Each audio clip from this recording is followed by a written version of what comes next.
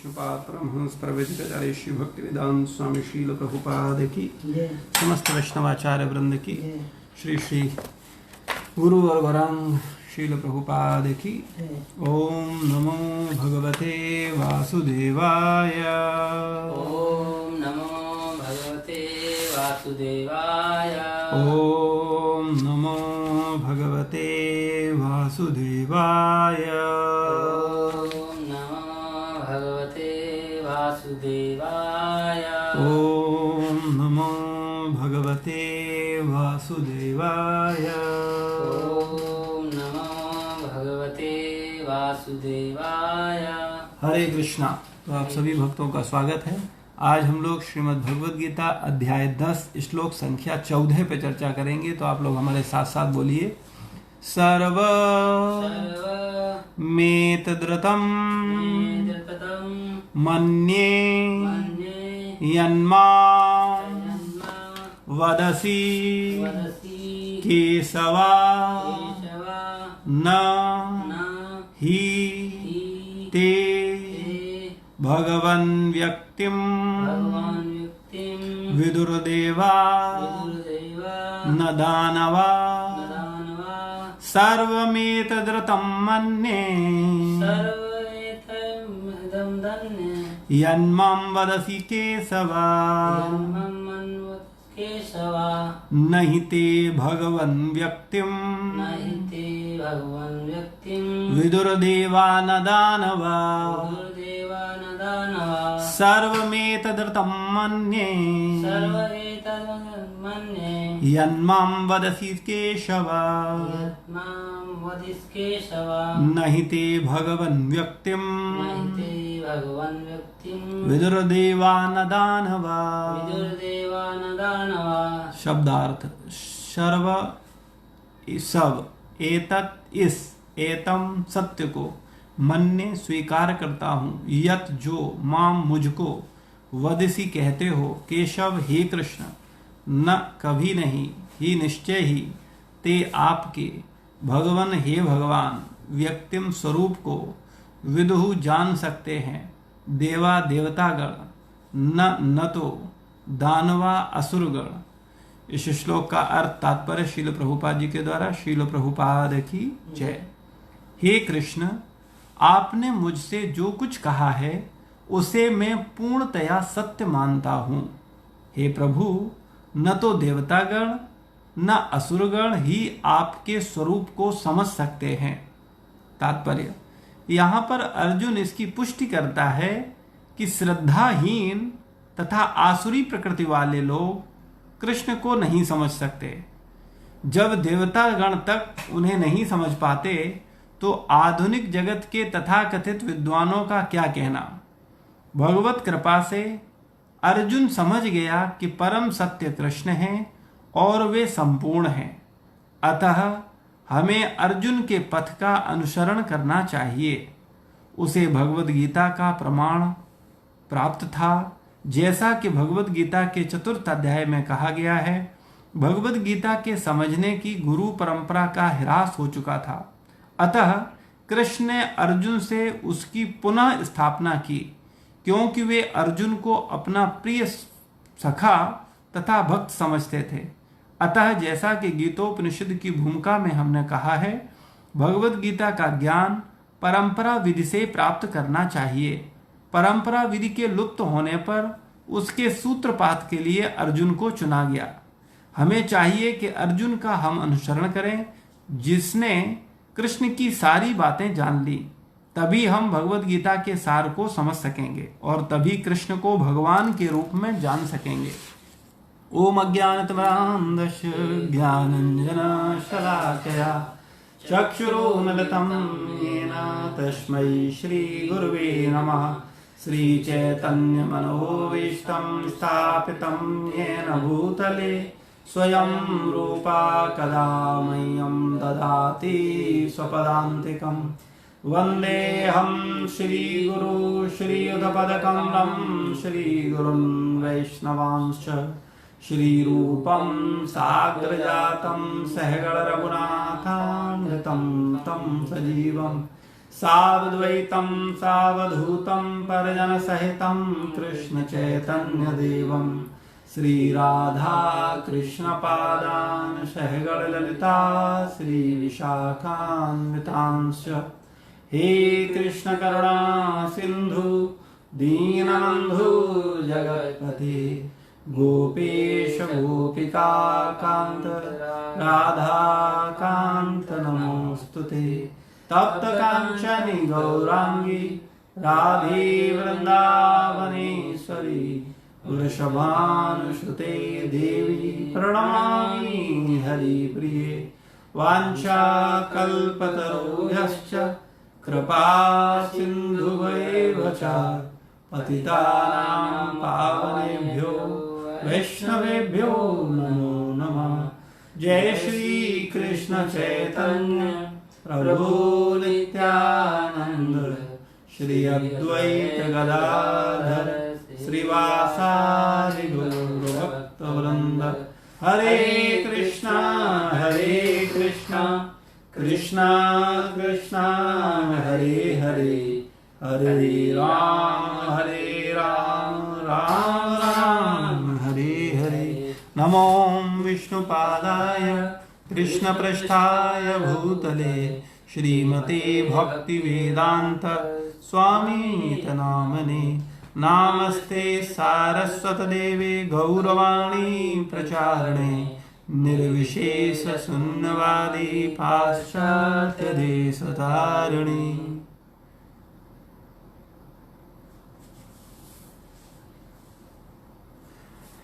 हरे कृष्णा। तो भगवान इस 10वें अध्याय के 14वें श्लोक में अर्जुन बोल रहे हैं, क्योंकि भगवान ने 4 श्लोकों में अपना गीता का पूरा सार प्रस्तुत किया। उसके बाद अर्जुन अपनी अनुभूति को रख रहे हैं, अपने विचारों को रख रहे हैं। तो कल के श्लोक में जो चर्चा हुआ था 12वें और 13 में, उसमें अर्जुन ने कहा था कि आप परम भगवान, परम धाम, परम पवित्र, परम सत्य हैं। आप नित्य, दिव्य, आदि पुरुष, अजन्मा तथा महानतम हैं।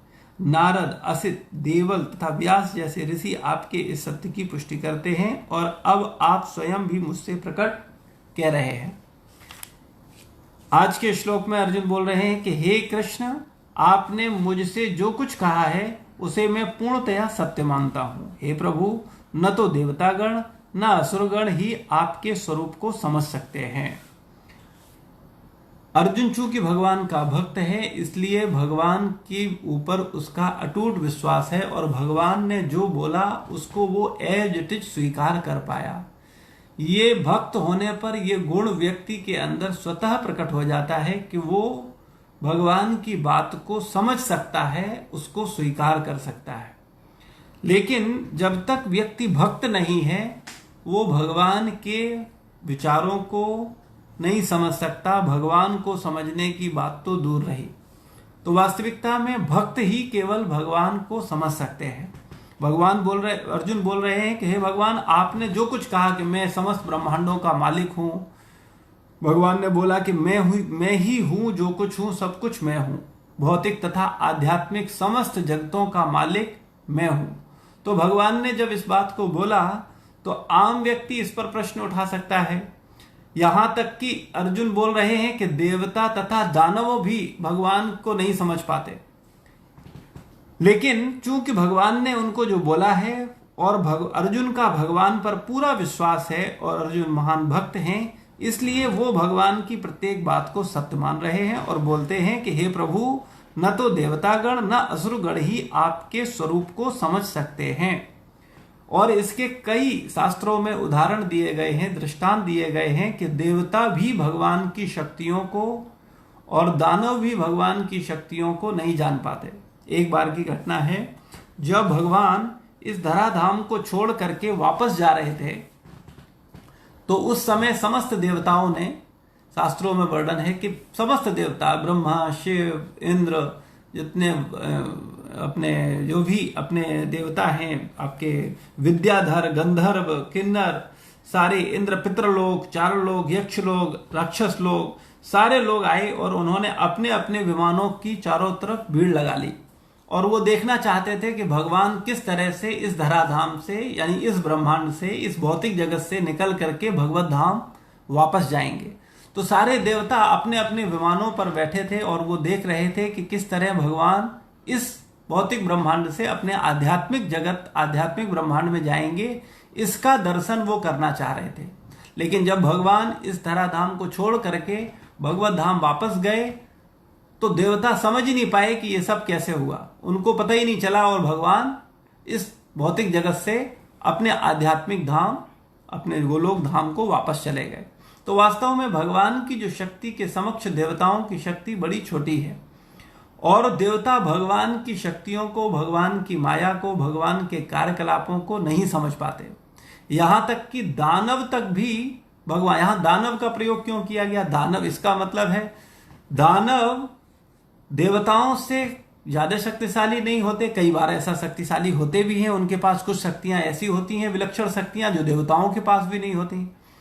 तो यहां अर्जुन बोल रहे हैं कि देवता और दानव दोनों ही भगवान को नहीं समझ पाते कि वास्तव में भगवान क्या है, उनकी शक्ति क्या है, उनकी माया क्या है। दानवों के विषय में भी शास्त्रों में एक उदाहरण है।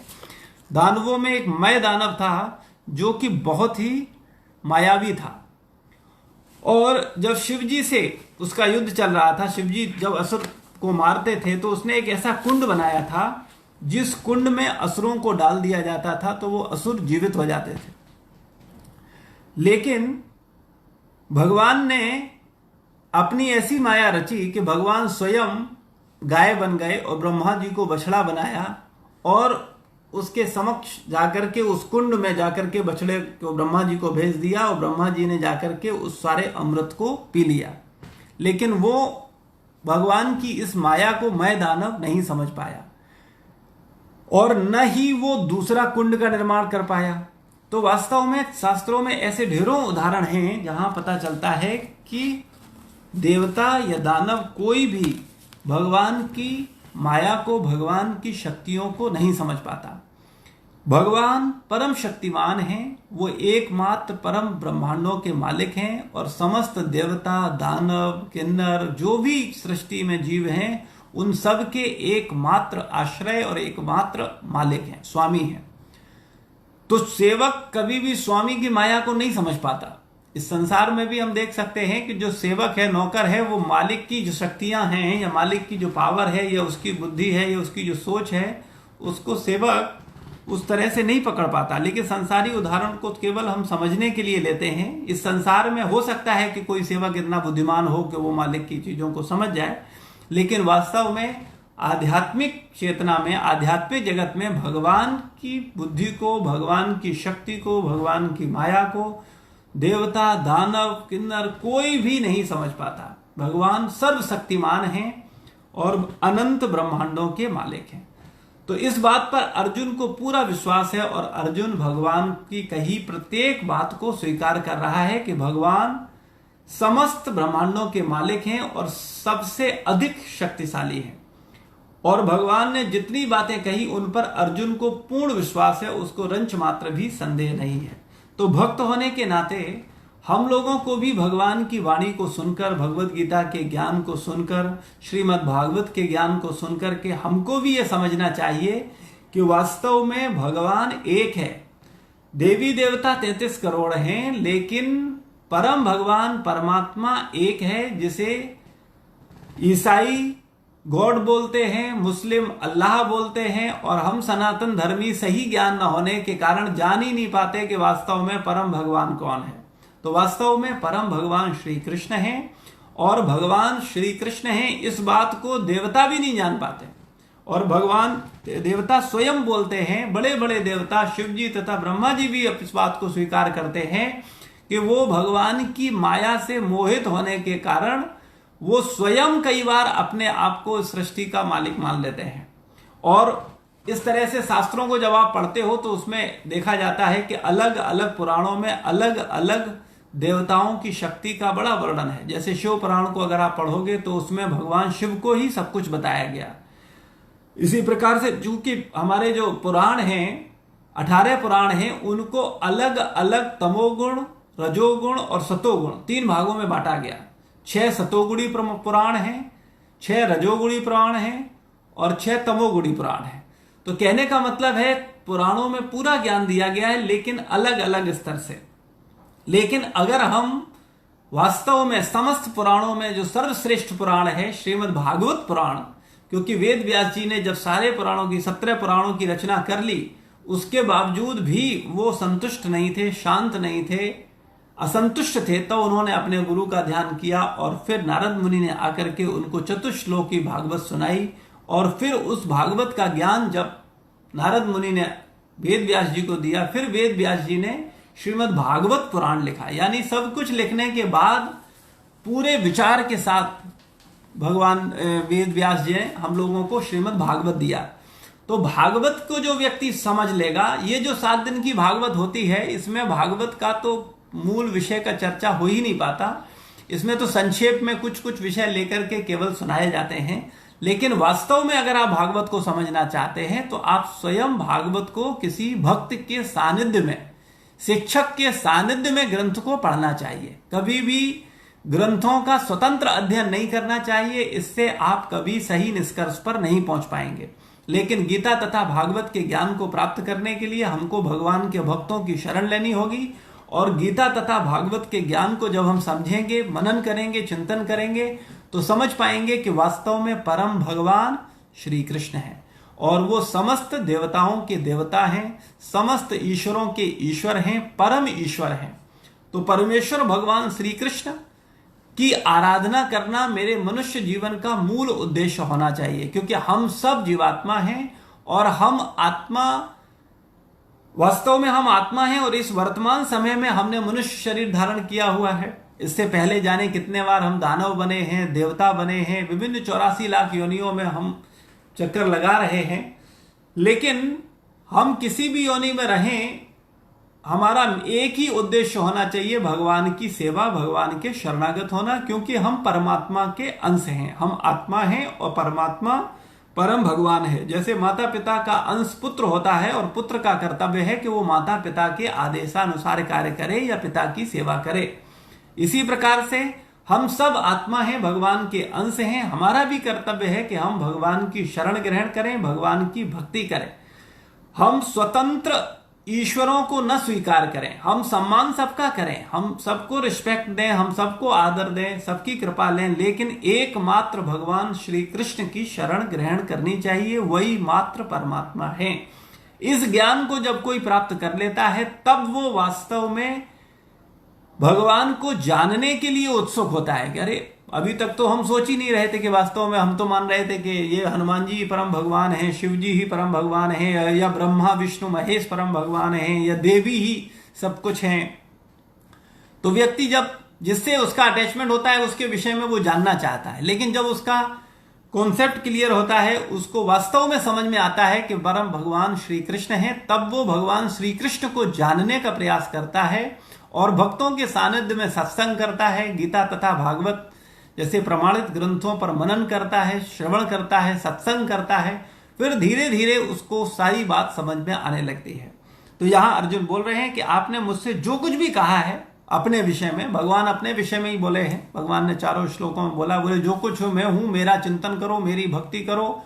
जो मेरी निरंतर सेवा करता है, निरंतर भजता है, उसको मैं बुद्धि देता हूं जिससे वो मेरे पास आ सके। और फिर भगवान बोलते हैं 4 श्लोक में कि मैं उसके हृदय में अज्ञान जन अंधकार को नष्ट करता हूं और प्रकाश को प्रकट करता हूं। वास्तव में जब हमारी आंखों के समक्ष ज्ञान रूपी प्रकाश छा जाएगा तो हमें सारी चीजें स्पष्ट दिखने लगेंगी। जैसे अंधकार होने पर कमरे में क्या है ये हमको दिखाई नहीं देता, ना हम देख पाते हैं कि कहां बेड है, कहां कुर्सी है, कहां टेबल है, कहां कोई व्यक्ति खड़ा है, हम नहीं देख पाते क्योंकि चारों तरफ अंधेरा है। लेकिन जैसे ही प्रकाश होता है हमें सारी चीजें स्पष्ट दिखाई देने लगती हैं। इसी प्रकार से जब व्यक्ति को भगवत ज्ञान प्राप्त होता है भक्तों की कृपा से, ग्रंथों की कृपा से, तब जब ज्ञान में उसकी आंखें प्रकाशित होती हैं, तब वो संसार में देख पाता है कि वास्तव में वो शरीर नहीं, वो आत्मा है। इस संसार में वो ज्यादा समय के लिए नहीं है, इस संसार में कुछ समय के लिए आया है और उसके जीवन का मूल उद्देश्य पैसा कमाना नहीं है या संसार में झूठा सम्मान पाना नहीं है। उसके जीवन का एकमात्र उद्देश्य है भगवान की शरण ग्रहण करना, अपने चित्त को शुद्ध करना, अपने मनुष्य जीवन को पवित्र करना और भगवत धाम वापस जाना। जब किसी भाग्यशाली सौभाग्यशाली जीव को ये बात समझ में आती है, तब वो भगवान श्री कृष्ण की शरण ग्रहण करता है और वो अनन्य भक्ति करता है। भगवान की अनन्य भक्ति, अनन्य भक्ति में बड़ी शक्ति है। व्यक्ति अगर भगवान की अनन्य भक्ति करे तो निश्चित रूप से वो भगवान की कृपा को इसी जीवन में बहुत कम समय में प्राप्त कर सकता है। लेकिन हम लोगों की स्थिति तो ये है कि हम लोगों के अंदर वैसे ही श्रद्धा नहीं है। हम संसार में तो हमारी श्रद्धा है, धन में श्रद्धा है, परिवार में श्रद्धा है, अपने शरीर, श्रद्धा मतलब विश्वास कह सकते हैं, श्रद्धा शब्द तो ठीक नहीं है, लेकिन हमें परिवार में विश्वास है, धन में विश्वास है, शरीर में विश्वास है, लेकिन भगवान पर विश्वास नहीं है। एक बड़ा सुंदर वाक्य है, विचार है, जिस पे हम मनन कर सकते हैं कि संसार में अगर कोई हमारी जरा सी उपेक्षा करे तो हमको बड़ा बुरा लगता है, लेकिन हम लोग जन्म जन्मांतरों से भगवान की उपेक्षा करते आ रहे हैं। एक जन्म नहीं, अनंत जन्मों से, इस जन्म में भी कर रहे हैं। तो हम सोच सकते हैं कि वास्तव में जो सब कुछ हमारे लिए करने वाला है, जो सब कुछ कर रहा है, उसको कैसा अनुभव होता होगा, उसको कैसा फील होता होगा। तो हम सब भगवान को अपने जीवन में प्राथमिकता पर लाएं, और भगवान को जीवन में प्राथमिकता से लाने का मतलब है भगवान की सेवा को, कि हम भगवान की सेवा करें। जैसे हम परिवार की सेवा करते हैं, जैसे हम शरीर की सेवा करते हैं, जैसे हम धन की सेवा करते हैं, इसी प्रकार हमें भगवान की भी सेवा करनी चाहिए। प्रत्यक्ष सेवाएं करनी चाहिए, भगवान के लिए कुछ न कुछ करने का प्रयास करना चाहिए। वैसे हम भगवान के लिए क्या कर सकते हैं, सब कुछ करने वाला भगवान है, लेकिन करने से हमारा प्रेम होगा। जब हम भगवान के विषय में सोचेंगे, भगवान के विषय में कुछ करेंगे, भगवान का चिंतन करेंगे, भगवान का नाम लेंगे, भगवान के लिए कुछ प्रयास करेंगे, तब हमारा भगवान से प्रेम होगा। और भगवान से प्रेम ही मनुष्य जीवन का सिद्धि है, क्योंकि अनंत योनियों में 84 लाख योनियों में भटकने के बाद हमको ये मनुष्य जीवन मिला है, और ये मनुष्य जीवन ही वो साधन है जिसमें हम भगवान को जान सकते हैं, अपने चित्त को शुद्ध कर सकते हैं, अपने मन बुद्धि अहंकार को शुद्ध करके भगवान के शरणागत हो सकते हैं, भगवान से प्रेम कर सकते हैं। लेकिन संसार की जो माया देवी है, भगवान की जो माया है, वो माया इतनी प्रबल है कि वो हमको किसी न किसी रूप में खींच लेती है। जीव को पता भी नहीं चलता वो कब माया के चंगुल में चला जाता है, ये वो जान भी नहीं पाता। लेकिन जब उस पर भगवान की कृपा होती है, भगवत भक्तों की कृपा होती है, उसका आंखें ज्ञान में प्रशिक्षित होती हैं, उसको विवेक मिलता है, तब वो देख पाता है कि वास्तव में वो कर क्या रहा है, उसके जीवन का उद्देश्य क्या है और वो कर क्या रहा है। तो हमारे जीवन का मूल उद्देश्य भगवान से प्रेम करना और अपने मन और अपनी बुद्धि, अपने अहंकार को शुद्ध करना, सूक्ष्म शरीर को शुद्ध करना, ये मेरे जीवन का मूल उद्देश्य होना चाहिए। और इसके लिए सबसे पहली सेवा, पहला भजन, पहली साधना है हरे कृष्ण महामंत्र का ध्यान पूर्वक जप, अपराध रहित जप। तो इस पर हमें पहले ध्यान देना चाहिए कि हमारी 16 माला बड़े ध्यान पूर्वक हों, और हम अपने दैनिक कार्यकलापों में 10 नाम अपराधों से बचें, उनको हम न करें। अगर हम ये कर पाएंगे, ये करते हुए भगवान के पवित्र नाम का जाप करेंगे, भगवत नाम अपराध से बचते हुए भगवान का नाम लेंगे, तब उसका प्रभाव आएगा। संसार में बहुत सारे लोग दवाई खाते हैं लेकिन परहेज नहीं करते। जब परहेज नहीं करते तो फिर उनको लाभ नहीं मिलता, फिर वो दवाई पर बोलते हैं, बोले दवाई ठीक नहीं है, ये डॉक्टर ठीक नहीं है, इसने दवाई ठीक नहीं दी है।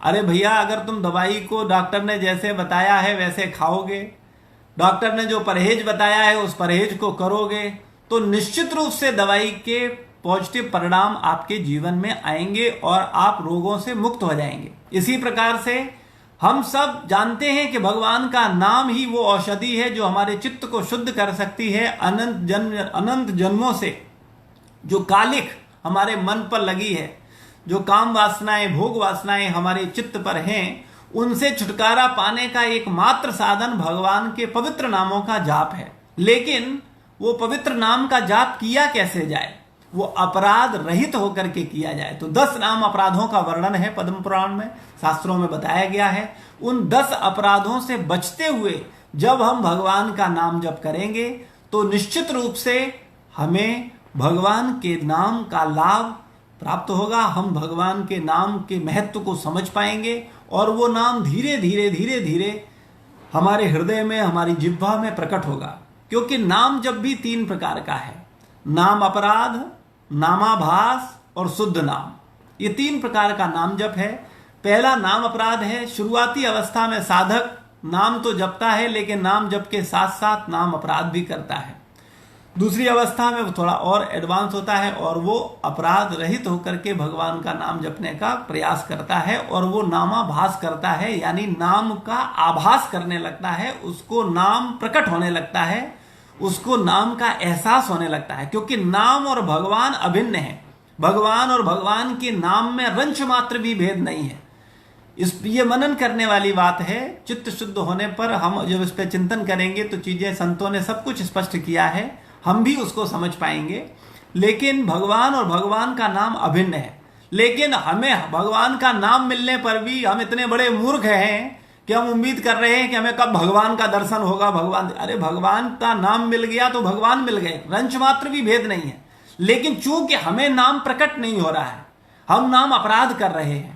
नाम तो जप रहे हैं थोड़ा बहुत, पहले तो लोग जपते ही नहीं हैं, उतने उनके पास टाइम कहाँ है। वो रुपया में लगे रहेंगे, धन में लगे रहेंगे, चुगली में लगे रहेंगे, निंदा में लगे रहेंगे, सांसारिक समस्त कार्यों को वो प्राथमिकता देंगे, मान प्रतिष्ठा के लिए दिन रात भागेंगे, लेकिन भगवान का भजन में नहीं लगेंगे। लेकिन जो थोड़ा सा विवेकवान है, जो भजन करते भी हैं, वो भजन तो करते हैं लेकिन भजन के साथ साथ नाम अपराध भी करते हैं, जैसा कि हम सबसे होता है। तो हम सब लोगों को नाम अपराध से बचते हुए नाम जप करना चाहिए। जब हम नाम अपराधों से बचते हुए नाम जप करेंगे फिर हमें नाम प्रभु प्रकट होंगे और हमें नाम का आभास होने लगेगा कि वास्तव में भगवान का नाम और भगवान अभिन्न है, इनमें रंच मात्र भी भेद नहीं है। और हमें वही आनंद मिलेगा जो भगवान के साक्षात दर्शन से मिलेगा, वही नाम का आभास होने पर हमें उसका एहसास होने लगेगा। और फिर नामाभास से ऊपर की अवस्था है शुद्ध नाम। जब शुद्ध नाम का जप करेंगे तो भगवान साक्षात हम उनको महसूस कर पाएंगे, उनको प्रकट कर पाएंगे और उनके प्रति हम अपने आप को शरणागत हो पाएंगे। भगवान के प्रति हम शरणागत हो पाएंगे और भगवान के बिना फिर हमसे रहा नहीं जाएगा। जैसे अभी वर्तमान समय में इस संसार में हम सबके लिए भगवान हमारा क्या है? आज के समय में धन। अगर धन ना हो व्यक्ति के पास तो उसके वो जीवन का कोई अस्तित्व नहीं है, वो रह नहीं सकता। वो सोचेगा नहीं कि वास्तव में क्या है, धन के बिना क्या जीवन है। तो आज के वर्तमान युग में धन ही भगवान है हम जैसे बद्ध जीवों के लिए। तो हम सब लोगों को इस पर बहुत ध्यान देना होगा और समझना होगा कि वास्तव में ये धन भगवान नहीं है, लेकिन हम धन को ही भगवान माने हुए हैं। लेकिन ये धन भगवान केवल तब तक है हमारे लिए जब तक शरीर है, और शरीर रहते हुए ही ये धन भगवान नहीं रहेगा। जब हमारी अवस्था थोड़ी सी दयनीय हो जाएगी, जैसे किसी रोग के कारण कोई बुरी स्थिति हो जाए या वृद्धावस्था के कारण जब बुरी स्थिति आती है, तब धन होते हुए भी धन रंच मात्र सहायता नहीं कर पाता व्यक्ति की। क्या किसी धनवान व्यक्ति ने धन से अपने बुढ़ापे को रोक पाया? क्या किसी धनवान व्यक्ति ने अपने धन से रोगों को रोक पाया?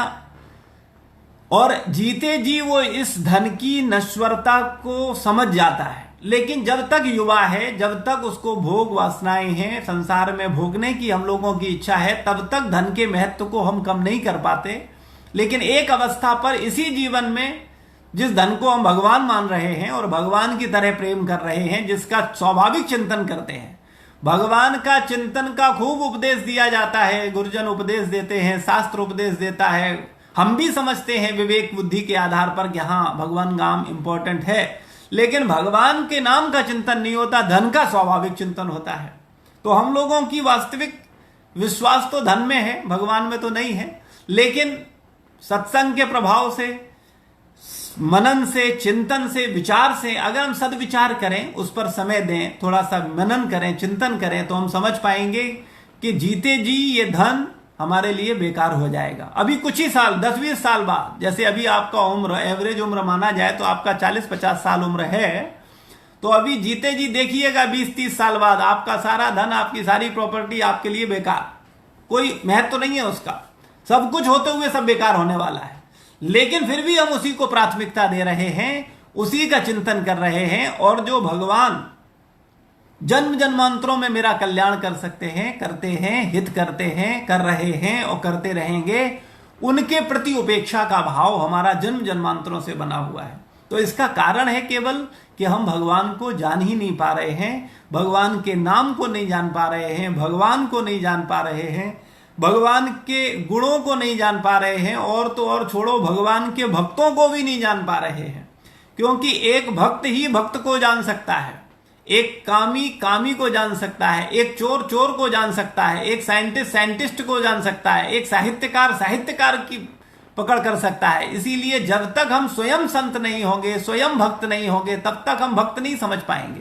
संसार में अधिकतर तथाकथित बुद्धिमान लोगों को यह चर्चा करते हुए सुना गया है, सुन पाया गया है चर्चा करते हुए कि अरे संसार में कोई भक्त नहीं है, कोई संत नहीं है, सब ऐसे ही है। उसका कारण केवल यह है चूंकि वो भक्त नहीं है, वो भावनाएं ही नहीं है, वो विचार ही नहीं है। जब वो विचार हमारे अंदर आएगा तो हम फिर सबको संत मानेंगे, सबको भक्त मानेंगे, केवल अपने आप को ही भक्त नहीं मान पाएंगे कभी। लेकिन जब तक हमारे पास वो चेतना नहीं है, तब तक अपने आप को सर्वश्रेष्ठ मानते हैं, सबसे बुद्धिमान मानते हैं, सबसे अच्छा मानते हैं और सबको पतित मानते हैं। तो हम सब लोगों को भगवान का नाम जप अपराध रहित होकर के करना चाहिए, तब वास्तव में भगवान प्रकट होंगे, और ये केवल भक्त कर सकता है। देवता तथा दानवों के लिए थोड़ा मुश्किल है, लेकिन भक्त चाहे और ये भक्त हम बन सकते हैं। भक्त बनने के लिए बहुत सरल साधन है, भगवान के पवित्र नाम का जप अपराध रहित होकर के, और सत्संग करें, गीता पर पढ़ें, और केवल सत्संग को सुने नहीं, इस पर मनन करें, चिंतन करें। चर्चा होने के बाद चर्चा को बंद करके न रख दें, इसको थोड़ा समय दें, इस पर विचार करें कि क्या ये बात सही है, और अगर सही है तो उसका अभ्यास करें।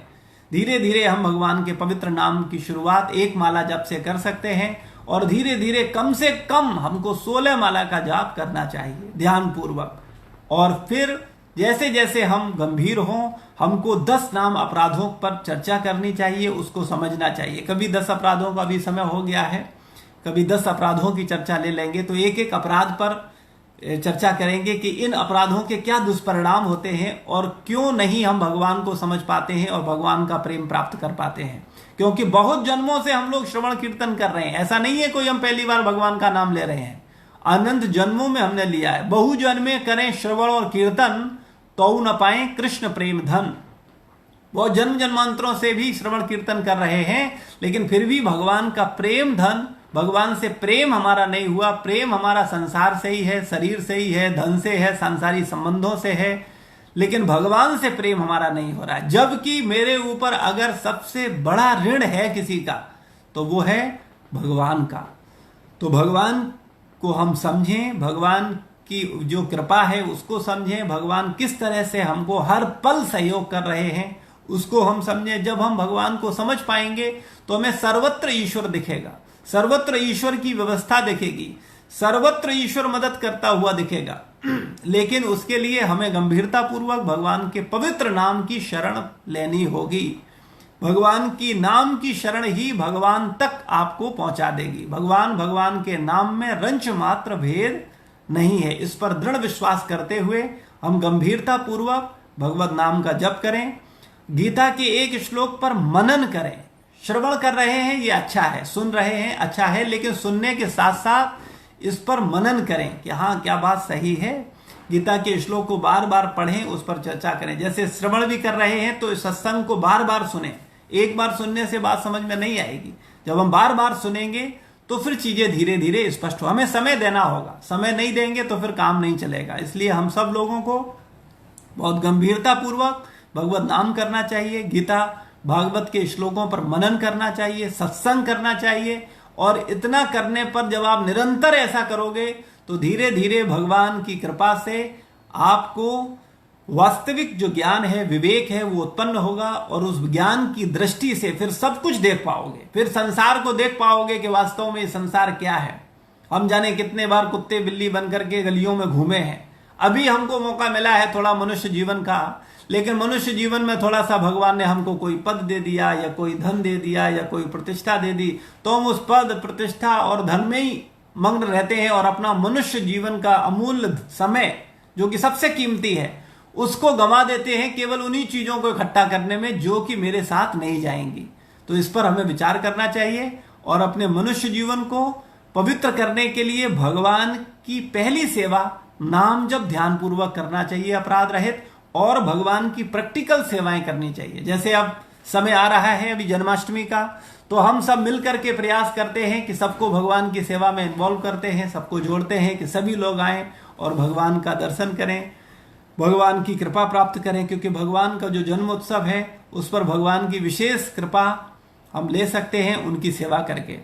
वर्तमान परिस्थिति बड़ी विपरीत है, लेकिन सीमित संसाधनों से जो हम लोग कर पाएंगे, भगवान का उत्सव तो भगवान का मनाया ही जाएगा, उसको हम सब लोगों को बहुत उत्साहपूर्वक मनाना है और उसके लिए हम सब लोगों को तैयारी करनी है।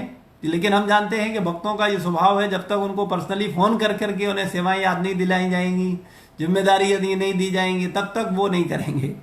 तो लेकिन ये हमें स्वाभाविक करना चाहिए, जैसे हम बच्चों के लिए स्वाभाविक करते हैं, अपने पुत्र के लिए स्वाभाविक करते हैं, पत्नी के लिए स्वाभाविक करते हैं, अपने शरीर के लिए स्वाभाविक करते हैं, ऐसे ही भगवान के लिए भी हमको स्वाभाविक रूप से उनके उत्सव में सम्मिलित होना चाहिए और पूरे समाज को सद्विचार देने का यही सबसे श्रेष्ठ साधन है। पूरे समाज को जोड़ने का एकमात्र यही साधन है और समाज को किसी भाव से आप जोड़ नहीं सकते। हर तरह से समाज केवल टूट रहा है, केवल अगर सही आध्यात्मिक ज्ञान है तो उससे समाज निश्चित रूप से जुड़ेगा, लेकिन सही आध्यात्मिक ज्ञान होना चाहिए। हिंदू, मुस्लिम, सिख, ईसाई सब भगवान के ही भक्त हैं, बशर्ते हमें लोगों को समझना होगा और सिद्धांतों को जानना होगा। भगवान का बंटवारा नहीं करना है कि अल्लाह अलग हो गए, गॉड अलग हो गए और कृष्ण अलग हो गए, सब एक हैं और सबका सम्मान करना चाहिए। ईसाई भी भगवान की आराधना कर रहे हैं, वो भी सम्मान के योग्य हैं। मुस्लिम भी भगवान की आराधना कर रहे हैं, वो भी सम्मान के योग्य हैं। हम भगवान की आराधना कर रहे हैं, हम भी अच्छा प्रयास कर रहे हैं, लेकिन वास्तविकता में इस तथ्य को जरूर जानना चाहिए कि कौन सा ज्ञान श्रेष्ठ है और कौन सा प्राथमिक है। इस भेद को, क्योंकि शिक्षा एक ही होती है, जैसे क्लास 2 की भी शिक्षा है, 10th की भी शिक्षा है और पोस्ट ग्रेजुएशन भी शिक्षा है, लेकिन शिक्षा के स्तर में भेद है। शिक्षा एक ही है लेकिन स्तर में भेद है। इसी प्रकार से आध्यात्मिक ज्ञान भी मुस्लिम भाइयों के पास भी है, ईसाई भाइयों के पास भी है और सनातन धर्म तो पीएचडी है ही। और इस बात की प्रामाणिकता ये नहीं है कि नहीं हम कट्टर हो जाएं कि नहीं हमारा धर्म ही सर्वश्रेष्ठ है या हमारा ही विचार सर्वश्रेष्ठ है। उस पर अगर खुलकर विचार किया जाए, खुल के डिबेट किया जाए, उसको डिस्कस किया जाए, तो हम समझ सकते हैं कि वास्तव में सनातन धर्म, सनातन शिक्षा सबसे श्रेष्ठ आध्यात्मिक शिक्षा है और इसको प्राप्त करने के लिए बहुत प्रयास करने पड़ते हैं। और हम लोगों को प्रारब्धवश, भगवत कृपावश, गुरुजनों की कृपावश ये सनातन धर्म में जन्म मिल गया है, सनातन शिक्षा प्राप्त करने का सौभाग्य मिल गया है, तो हमको इसका लाभ उठाना चाहिए और बहुत गंभीरता पूर्वक गीता भागवत का लाभ लेना चाहिए, उस पर मनन करना चाहिए और अपने मनुष्य जीवन को पवित्र करना चाहिए। शील प्रभुपाद की जय, गुरु महाराज की जय, समस्त भक्त वृंद की जय। निताय गौर प्रेमानंदे। हरि हरि बोल।